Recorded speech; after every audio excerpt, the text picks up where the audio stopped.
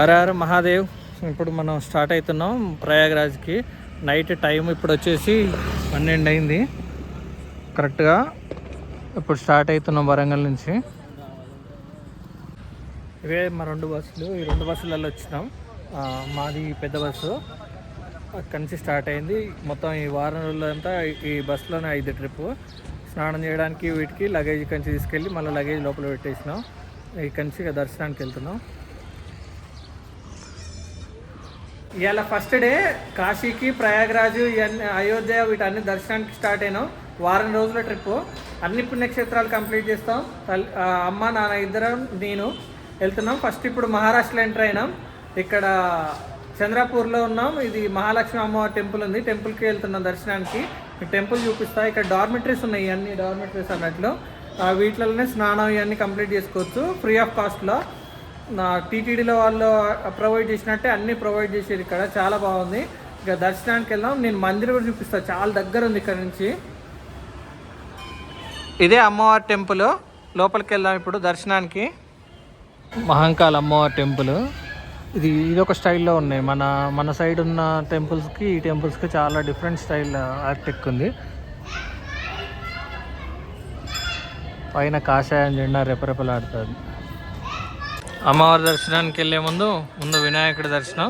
మన మొదటి దర్శనం కూడా విఘ్నేశ్వరునికి ఇచ్చి ఇక్కడి నుంచి దర్శనానికి వెళ్తున్నాం. ఇక జై బజరంగబలి. మహంకాళి అమ్మవారి టెంపుల్ లోపల ఆర్కిటెక్ట్ మాత్రం చాలా డిఫరెంట్గా భలే ఉంది. చాలా పవర్ఫుల్ టెంపుల్ ఇది. జై బజరంగబలి.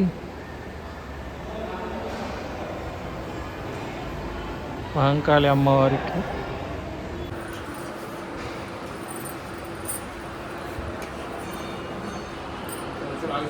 అమ్మవారి టెంపుల్ ఇది. స్వయంభూ వెలిసిన అమ్మవారు. మహంకాళి అమ్మవారు చాలా ఫేమస్ మన మహారాష్ట్ర ఏరియాలో. డైరెక్ట్ గర్భగుడికి వెళ్ళాలంటే ఇట్లా ఒక సొరంగ మార్గం లెక్క ఒకటి ఉంది. చాలా బాగుంది టెంపుల్ మాత్రం.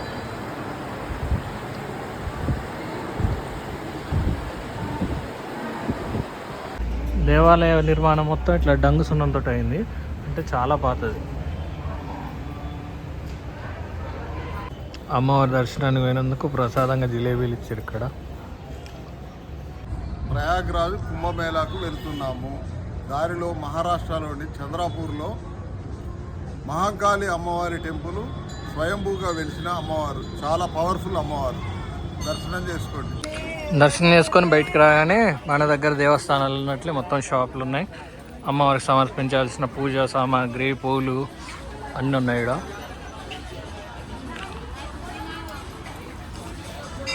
మార్నింగ్ ఇప్పుడే ఫస్ట్ స్నానం అన్నీ అయిపోయినాయి కదా, దర్శనం కూడా అయిపోయింది. ఇక్కడ నుంచి ఇక్కడ టీ తాగడానికి వెళ్తున్నాం. పూర్తిగా ఊరంతా మొత్తం మహంకాళి అమ్మవారికే సమర్పించినట్లుంది. ఇక్కడ అన్నీ ఈ విగ్రహాలు ఇవన్నీ చాలా ముచ్చటగా ఉన్నాయి. మహారాష్ట్ర విలేజెస్ ఇట్లా ఉన్నాయి. కానీ ఇక్కడ ఒక మంచి విషయం ఏంటంటే ప్రతి ఇంటి మీద ఒక కాషాయం జెండా ఎగురుతుంది. ఇది నాకు మంచిగా అనిపించింది. మహారాష్ట్ర ఛాయ్ తాగుతున్నాం ప్రజెంట్. తర్వాత యూపీ ఛాయ్, బీహార్ ఛాయ్, చాలా ఛాయలు తాగాల్సి ఉంది. ఫస్ట్ మాత్రం మహారాష్ట్ర ఎంటర్ అయినాం కాబట్టి ఇక్కడ ఛాయ్ తాగుతున్నాం. చాలా బాగుంది. సో షాకింగ్ ఏంటంటే ఛాయ్ కేవలం 5 రూపాయలు.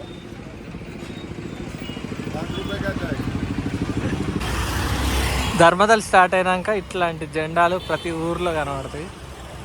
ప్రస్తుతం నాకు ఇక్కడ చంద్రపూర్లో ఈ జెండా అని ఉంటుంది కదా, సేమ్ ఇట్లాంటి జెండాలు, కాషాయం జెండాలు ఊర్లో వస్తాయి. మహంకాళి అమ్మవారి ఆవరణలోనే ఇంకొక దేవాలయం ఉంది. ఇది శనీశ్వరుడి దేవాలయం. జై భోలేనాథ్. శనీశ్వరునికి నేను వేరే స్టేట్లో ఎక్కడ చూడలేదు దేవాలయాలు. మెయిన్గా మహారాష్ట్రలోనే కనబడతాయి.